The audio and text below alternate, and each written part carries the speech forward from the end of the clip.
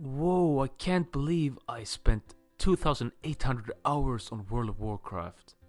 Imagine if I would have spent all that time playing the guitar or maybe studying or learning like how to trade or learning programming.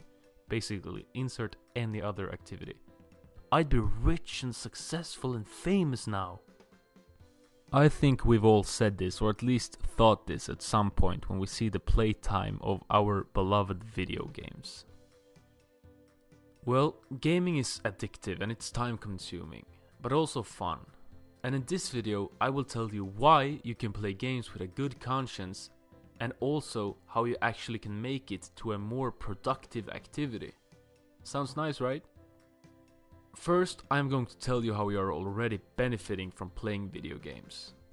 It is proven by science that playing fast-paced video games improves performance in perception, attention, and cognition. So it basically sharpens your brain to be a bit faster, improve your hand-eye coordination, and also improves your logical thinking to some degree. But here comes the juicy part. There has also been some studies in recent years that have concluded that gaming improves our memory, but more specifically the working memory. The working memory is the same memory used in academic studies, which makes this really interesting. A study from the University of California found out that a group of students improved their working memory by 12% after having spent just 2 weeks playing Super Mario 3D World. Similar studies has been done on kids as well as older adults, showing similar results. Another huge benefit is how it improves language. So basically, if you're playing an English-speaking game, you're also reaping the additional benefit of learning that language. But this is obviously only if English is not already your motherly tongue.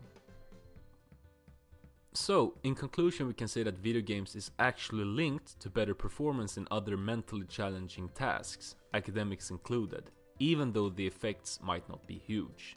And spending 10 hours with a textbook is probably still better than spending 10 hours with the controller.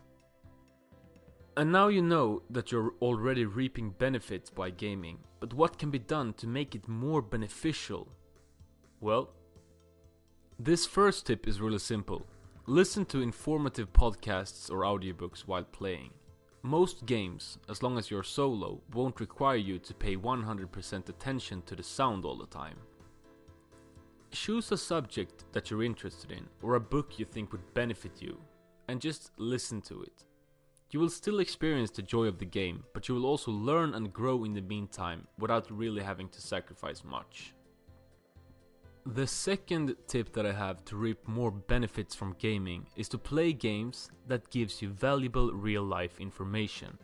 So what do I mean by this? Well, let's say you want to become a better soccer player and learn more about the beautiful game.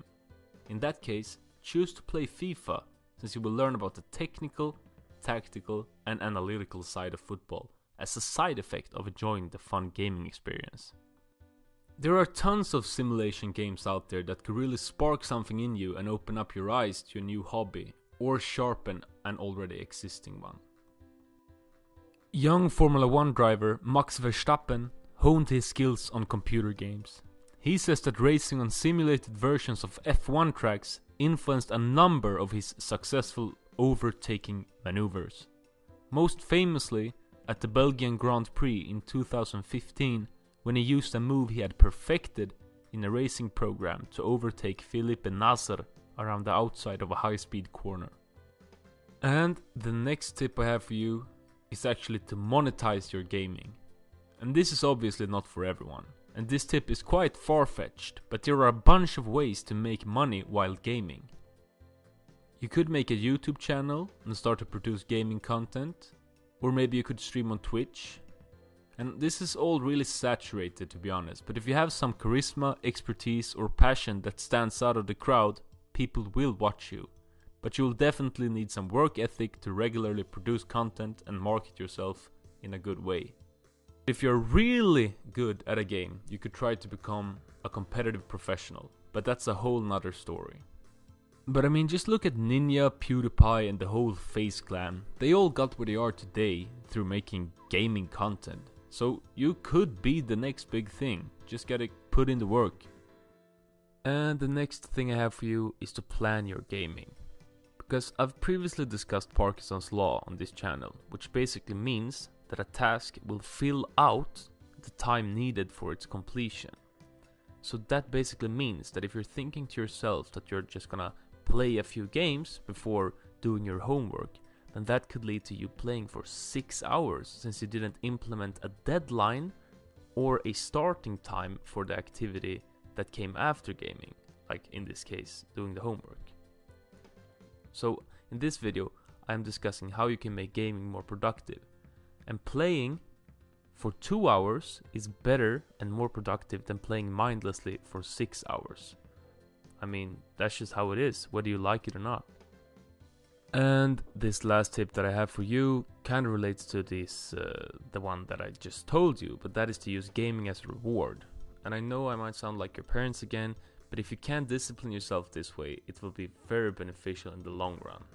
So let's say, if you can keep to this, that you study for 1 hour, and after that you allow yourself to play your favorite video game for like 2 hours. So basically what this does is that it shifts gaming from just a time-wasting activity to something you earn to do, and by making sure you take care of your more important or crucial productive tasks first. And this, I mean, it will be worth it in the end, guys. Just listen to me. Yeah, but before wrapping this up, I just want to say that there's really important to do stuff just for fun. And of course, playing video games is a task that is supposed to be fun, entertaining, and relaxing. So maybe you shouldn't even try to make your gaming experiences a productive thing in the first place. But I made this video just because I thought it was an interesting idea and came up with some, at least reasonable information.